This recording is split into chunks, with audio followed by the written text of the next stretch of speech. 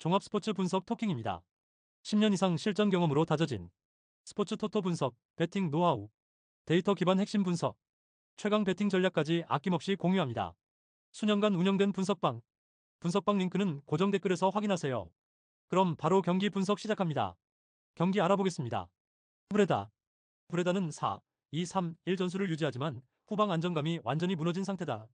포백 라인은 중앙과 측면을 가리지 않고 간격 유지가 불안정하며 커버 타이밍이 늦어 상대에게 쉽게 공간을 허용한다.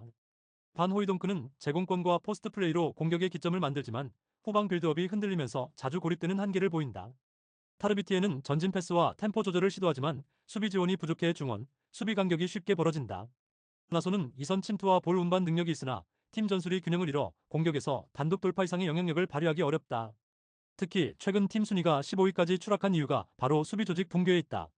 라인이 쉽게 무너지고 전환 속도가 느려지면서 강한 압박이나 측면 돌파에 속수무책으로 당하는 장면이 반복된다. 크로닝원. 크로닝원은 같은 4, 2, 3리를 활용하지만 훨씬 더 조직적이고 완성도 높은 공격 루트를 구축하고 있다. 윌름소는 뒷공간 침투 타이밍이 탁월하며 볼을 잡으면 빠른 슈팅 전환으로 상대 수비의 균열을 찌른다.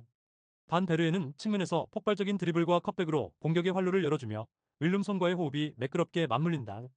타하는 중원에서 압박을 유연하게 풀어내며 정교한 전진 패스를 통해 공격 템포를 유지한다. 특히 브레다의 허술한 포백 앞에서는 윌름손의 침투와 반 베르엔의 측면 돌파가 결정적 위협이 될 가능성이 높다.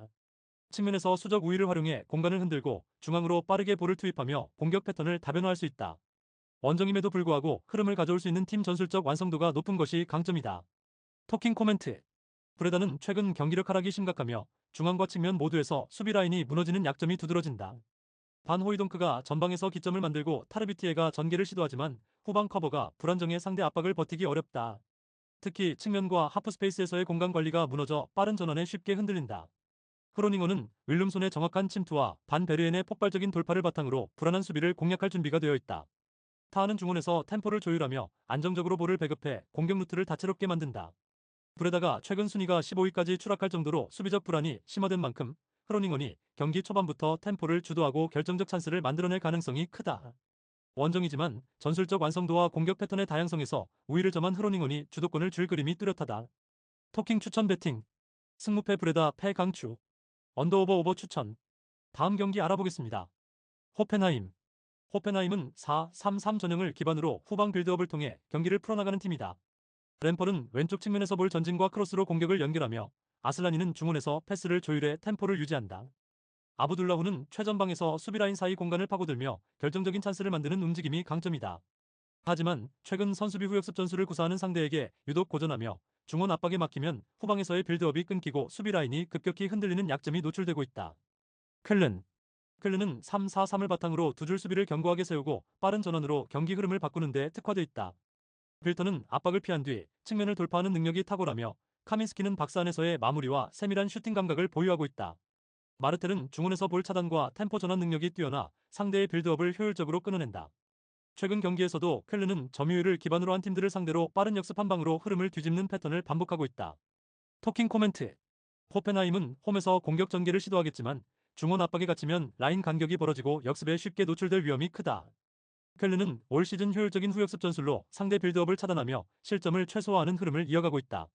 특히 호펜하임이 후방 빌드업을 안정적으로 유지하지 못한다면 주도권을 켈른에게 내줄 공산이 크다.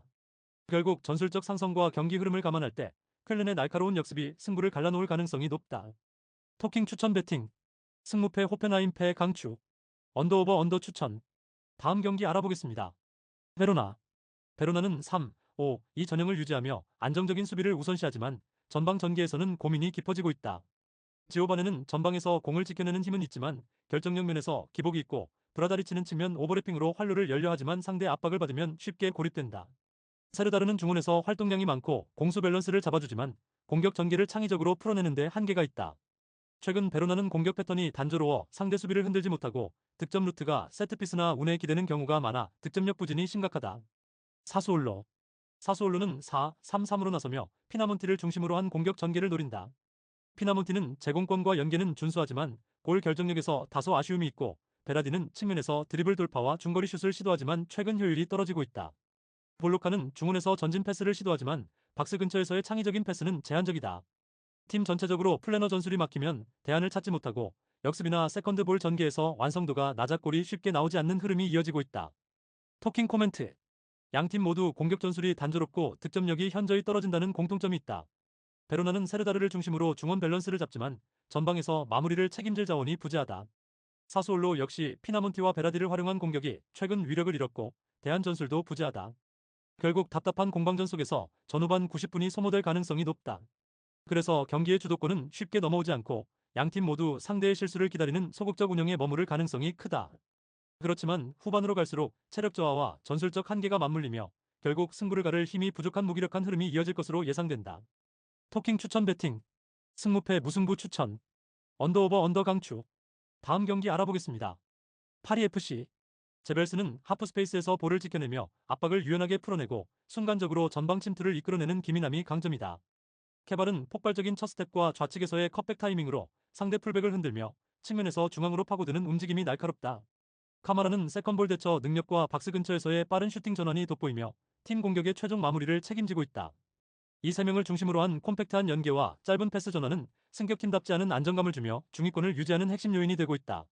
알라쿠치, 하멜, 마르체티가 부상으로 이탈했음에도 전술 구조가 크게 흔들리지 않는 점은 조직력과 기본 전술 완성도를 방증한다.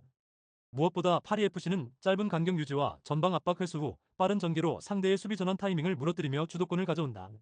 로리앙. 수마노는 몸을 버티며 전방에서 볼을 지켜내지만 뒷받침할 이선 지원 부족으로 고립되는 장면이 잦다.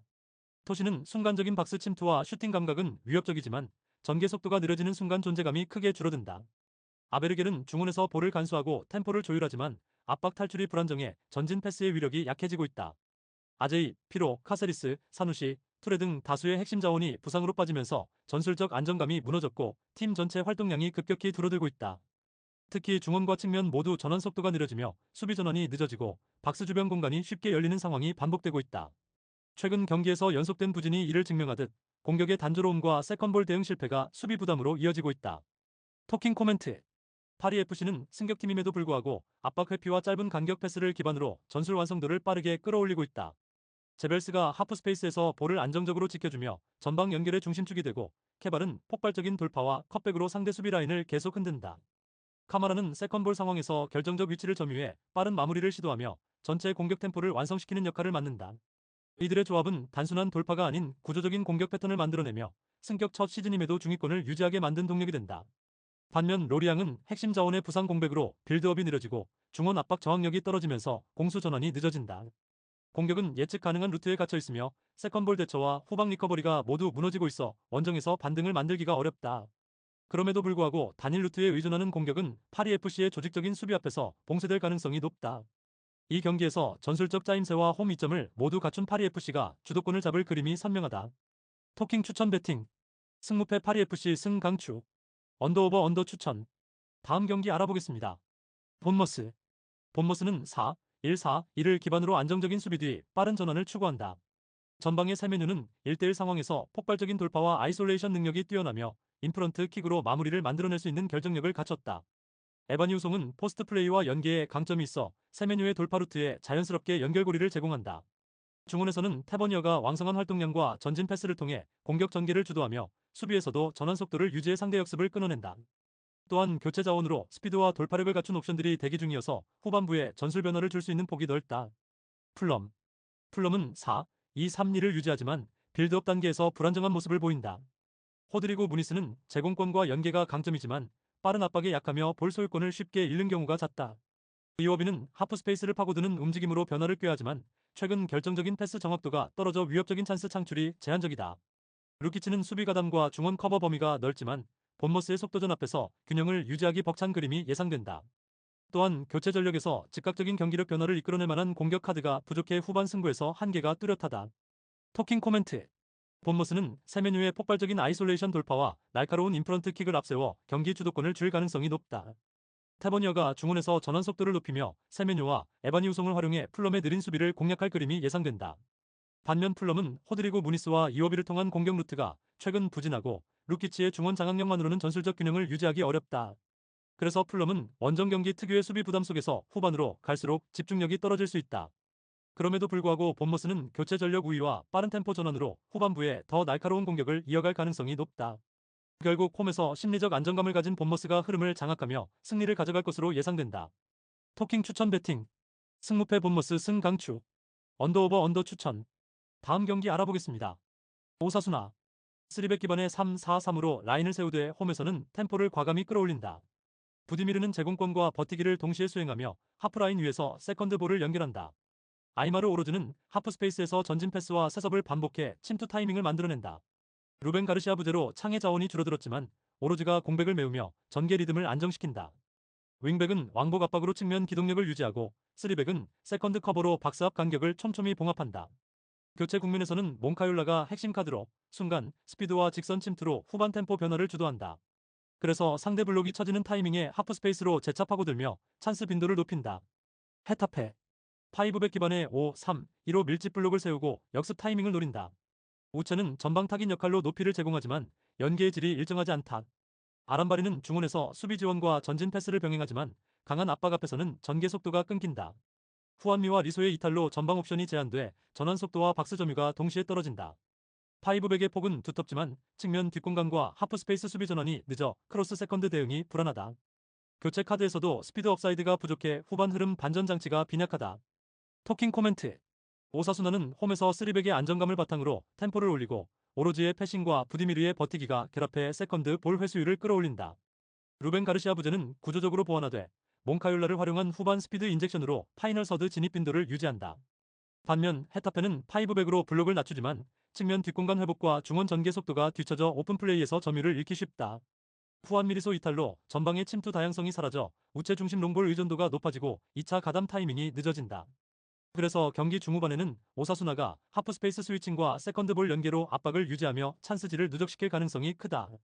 종합하면 홈템포 주도권, 교체 카드의 속도 변화, 하프 스페이스 공략의 디테일에서 오사수나가 앞선다. 토킹 추천 배팅. 승무패 오사수나 승강추. 언더오버 언더 추천. 구독, 좋아요, 알림 설정. 토킹 가족방에서 더 많은 혜택을 만나보세요. 가족방은 고정 댓글의 링크를 통해 문의하세요. 감사합니다.